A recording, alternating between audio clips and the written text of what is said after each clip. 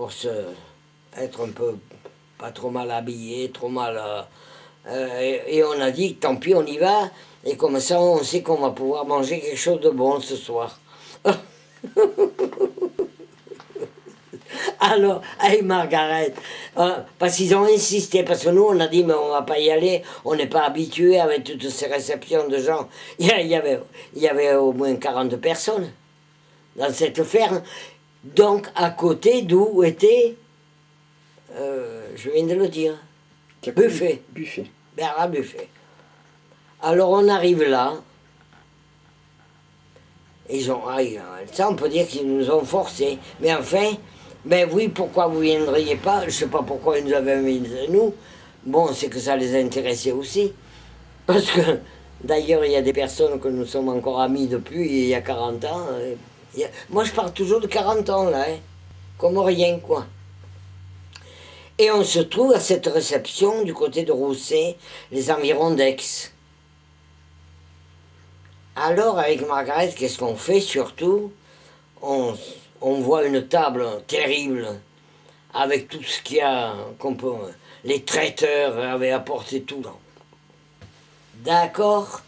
Alors je dis, on va se mettre au bout de table pour voir toute l'assemblée. C'est ce qui nous intéressait, nous. On s'en fichait pas mal de la soirée, dans le fond, d'un peu, un peu, olé, là, hein. Attention. Bon. Et on se met en bout de table. On regarde comme ça.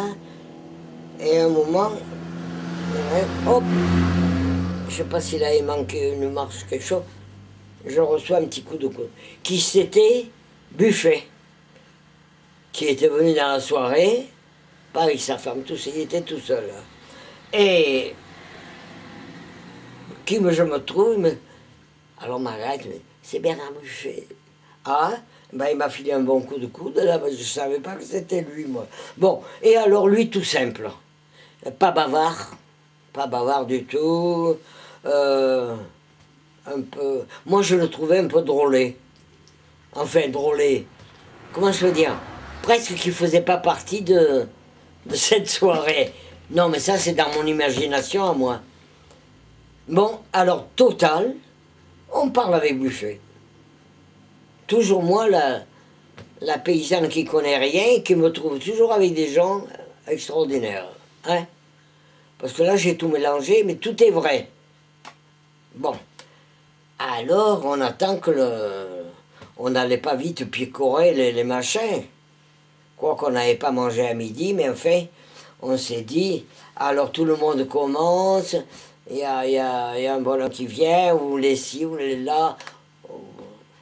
Alors on pique ici, on pique là, on commence à manger. Alors moi je dis, mais écoutez, alors en disant une blague comme ça, je dis, moi je veux bien manger, mais j'ai soif. Alors, Buffet, il me regarde, il sourit. Il a souri. Alors, et on continue, et la soirée commence.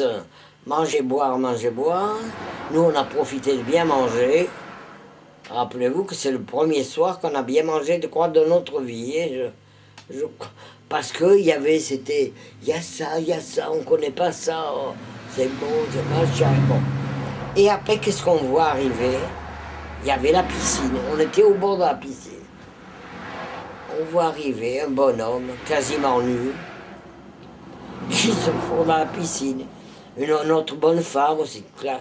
Alors, Margaret me dit, mais... Ah ben oui, mais moi je croyais pas que c'était une soirée... Oh, ben j'ai dit, c'est leur soirée probablement de folie. Et en effet, jusqu'à la fin, ça a été un peu... Mais nous, on est bien restés tranquilles pour espincher un peu tout ça. Voilà. Mais en fait, ça a été encore une bonne soirée. Et c'est comme ça qu'avec Giacometti, on a parlé de Buffet. Et bien lui m'a dit, écoutez, à cette époque-là, il y a à peu près 40 ans comme ça, il m'a dit, pour moi, il a dit Giacometti, c'est le plus grand dessinateur que je connaisse. Pour moi, il a dit. Voilà. Parce que moi, je n'aurais pas pensé qu'il dise ça de Buffet et tout ça. Il m'a dit oui. pour moi, c'est le plus grand dessinateur qu'il y ait eu. À l'époque, donc, de cette... C'est merveilleux, tout ça, de connaître tout ça. Il y a un fouillis, là, que je vous ai raconté, mais c'est un fouillis vrai.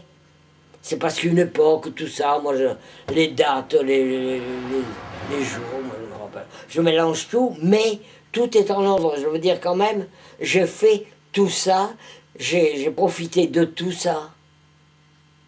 Et vous savez, la chose qui m'a surtout impressionné, c'est Cochereau, à l'orgue. Être là, avec ses pieds, que je pouvais toucher. Je pousse la porte d'extérieur et je suis à côté, là. Et lui, là. C'est en hauteur à Notre-Dame. Notre-Dame de Paris. Lily. Lily avec Cochereau, Giacometti, Buffet, machin. Moi. Et je le répète toujours maintenant. Pourquoi moi? Tu peux apporter une Non, mais réponse? pour beaucoup de choses qui m'arrivent. D'abord, j'ai eu des malheurs. Je les ai encore dans mon cœur. C'est pas possible d'en échapper d'ailleurs. Parce que là, vous me connaissez, je parle, je dis des trucs. Mais je suis souvent angoissée. La vie n'est pas facile, c'est vrai. Angoissée. Ouais.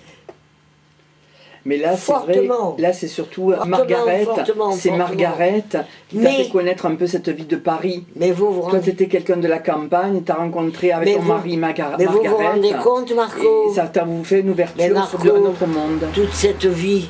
Oui. Eh oui, c'est parce que avant tout ça, il y a eu l'autre avant. Le pourquoi et le comment. Et puis ça a commencé tôt. À 6 ans et demi, 6 ans. Et j'en ai 95 que j'ai pris au mois d'avril, 2. Et on est aujourd'hui le 5. J'y suis dedans. J'y suis dedans. Et aujourd'hui... Avec tous mes souvenirs, avec mes chagrins, avec tout... Et certaines joies qui sont arrivées, que heureusement que je ne les ai pas laissées échapper.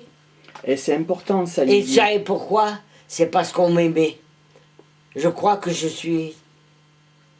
je pourrais le dire, je crois que je suis aimé. Parce que c'est encore maintenant, vous pouvez connaître, quand vous connaîtrez Thibault, quand vous connaîtrez Fanette, quand vous connaîtrez, vous saurez que moi je demande rien du tout.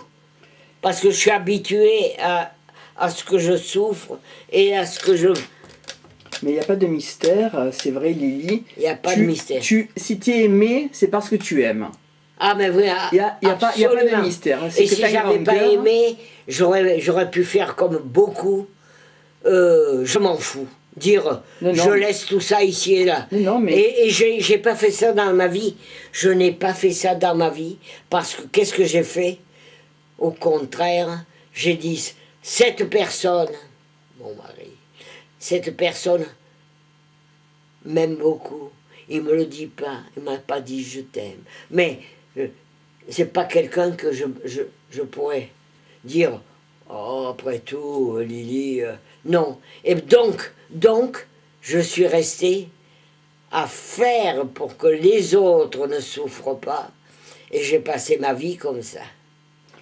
Voilà. Donc c'est vrai que si tu es aimé, c'est parce que tu aimes. Il y a quand même des moments... Je le comprends, lui, mais c'est vrai qu'il y a des périodes de joie, ils sont là aussi pour requinquer. Ah ben c'est gentil, Lily, de nous avoir invités. Que... Voilà, c'est gentil, Lily, de si nous avoir... Si Dieu existe, parce que là, nous en savons encore.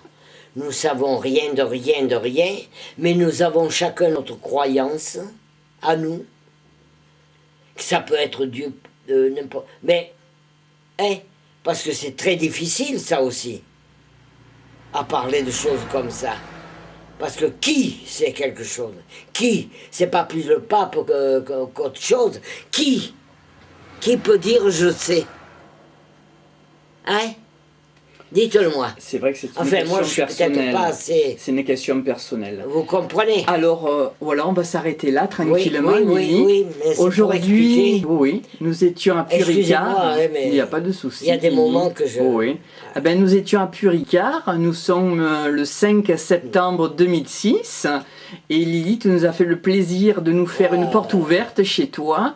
Et je t'en remercie. Ah là là. Et je tiens à te préciser qu'il y a beaucoup de gens qui t'aiment. Marco, merci Marco. À bientôt.